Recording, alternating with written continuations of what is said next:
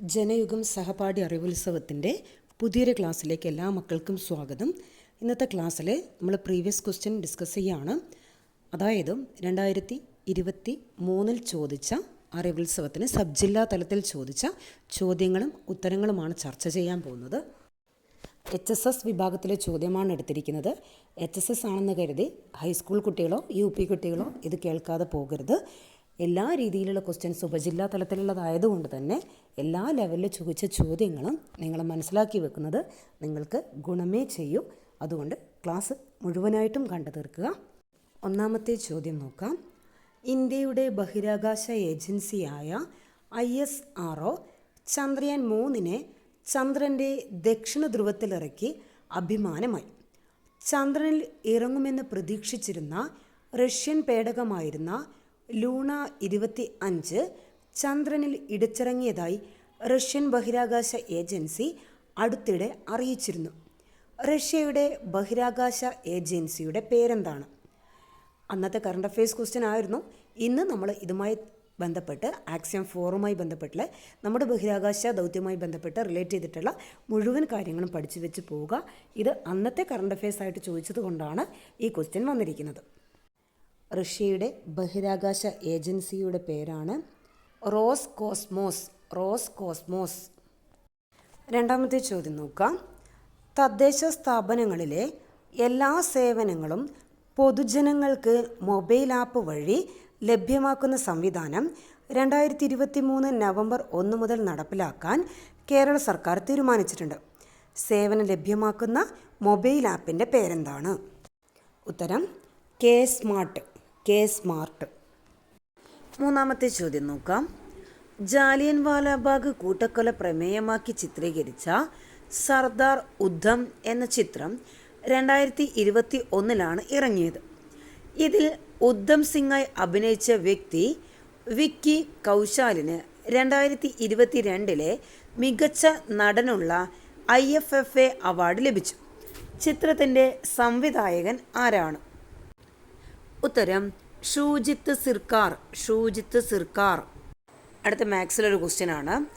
x - 1/x = 2 എങ്കിൽ x² + 1/x² എത്ര? ഉത്തരം നിങ്ങൾ ചെയ്ത് കണ്ടുപിടിക്കുക.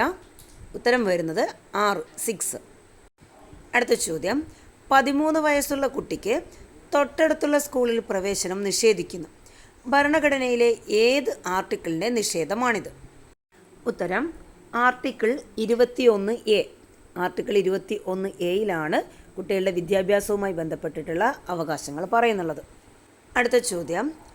ഡാറ്റ സംരക്ഷണത്തിൽ വീഴ്ച വരുത്തിയാലുള്ള നഷ്ടപരിഹാരത്തെക്കുറിച്ച് വിശദമാക്കുന്ന IT നിയമ വകുപ്പ് ഏത്? ഉത്തരം സെക്ഷൻ 43A. ഏഴാമത്തെ ചോദ്യം.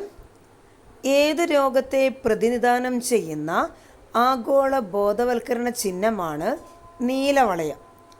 ഈ രോഗദിനമായി നവംബർ 14 ആചരിക്കുന്നു. രോഗമേതാണ്? ഉത്തരം പ്രമേഹം. നവംബർ 14 ശിശുദിനമാണ്. അപ്പോൾ നെഹ്റു ആണെന്ന് ഓർത്തിരിക്കുക. നെഹ്റുവിന് പ്രമേഹം ഓർത്തിരുന്നാൽ കിട്ടും. നവംബർ 14 പ്രമേഹം. അടുത്ത ചോദ്യം. ചുവടെ പറയുന്നതിൽ ആർദ്ര കേരളം പുരസ്കാരം നൽകുന്നത് ഏത് തരം സ്ഥാപനങ്ങൾക്കാണ്? ആർദ്ര കേരളം പുരസ്കാരം നൽകുന്നത് തദ്ദേശ സ്വയംഭരണ സ്ഥാപനങ്ങൾക്കാണ്. 50ാമത്തെ ചോദ്യം. 2018 ഡൊണാൾഡ് ട്രംപിൻ്റെ ഭരണകാലത്ത് അമേരിക്ക UN ഒരു പ്രധാന ഏജൻസിയിൽ നിന്ന് വിട്ടുപോയി. പിന്നീട് ഈ വർഷം വീണ്ടും അതിൽ അംഗമായി തിരിച്ചെത്തുകയും ചെയ്തു. ആ ഏജൻസിയുടെ പേരാണ് ചോദിച്ചിരിക്കുന്നത്. ഉത്തരം യുനെസ്കോ. 10ാമത്തെ ചോദ്യം. കമൽഹാസൻ്റെ ദശാവതാരം എന്ന സിനിമയിൽ ഒരു സ്ത്രീ കഥാപാത്രം ഉൾപ്പെടെ 8 കഥാപാത്രങ്ങൾക്ക് ഈ വ്യക്തിയാണ് ഡബ് ചെയ്തത്. ഇദ്ദേഹത്തിൻ്റെ ശവകുടീരത്തിലാണ് സർവേ ജന സുജനോ ഭവന്ത സർവേ സുജന സുഖിനോ ഭവന്തു എന്ന് എഴുതിയിരിക്കുന്നത്. പ്രശസ്തനായ ആ സംഗീതജ്ഞൻ്റെ പേരെന്ത്? ഉത്തരം SP ബാലസുബ്രഹ്മണ്യം. അടുത്ത ചോദ്യം. ബാലയുഗം സിനിരമ, ജനയുഗം വാരിക, ജനയുഗം ദിനപത്രം എന്നിവയുടെ മുഖ്യ പത്രാധിപരായും സിനിമാ, നാടക നടൻ, എഴുത്തുകാരൻ എന്നീ മേഖലകളിൽ പ്രവർത്തിക്കുകയും ചെയ്ത രാഷ്ട്രീയ വ്യക്തിത്വം ആര്? ഉത്തരം കാമ്പിശ്ശേരി കരുണാകരൻ.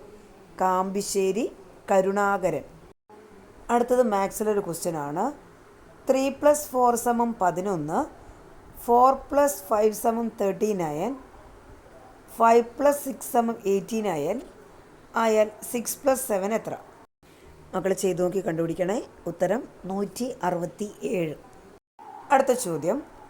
1985 പ്രധാനമന്ത്രിയായിരുന്ന രാജീവ് ഗാന്ധി നിർദ്ദേശിച്ച കേന്ദ്ര മാനവശേഷി വികസന മന്ത്രാലയം എന്ന് പേര് മാറ്റാൻ 2020 ദേശീയ വിദ്യാഭ്യാസ നയം നിർദ്ദേശിക്കുകയും പേര് മാറ്റുകയും ചെയ്തു. മാറ്റം വരുത്തിയ പേര് എന്താണ്? കേന്ദ്ര മാനവ ശേഷി വികസന മന്ത്രാലയം MHRD എന്ന് മാറ്റിയിട്ട് ഇപ്പോൾ വിദ്യാഭ്യാസ വകുപ്പ് എന്നാണ് ആക്കിയത്. അടുത്ത ചോദ്യം. മനുഷ്യ ശരീരത്തിൻ്റെ സാധാരണ ഊഷ്മാവ് സെൽഷ്യസ് സ്കെയിലിൽ 37ഉം ഫാരൻഹീറ്റ് സ്കെയിലിൽ 98.4 കെൽവിൻ സ്കെയിൽ എത്രയാണ്? സെൽഷ്യസ് ആണെങ്കിൽ 37°C, ഫാരൻഹീറ്റ് ആണെങ്കിൽ 98.4.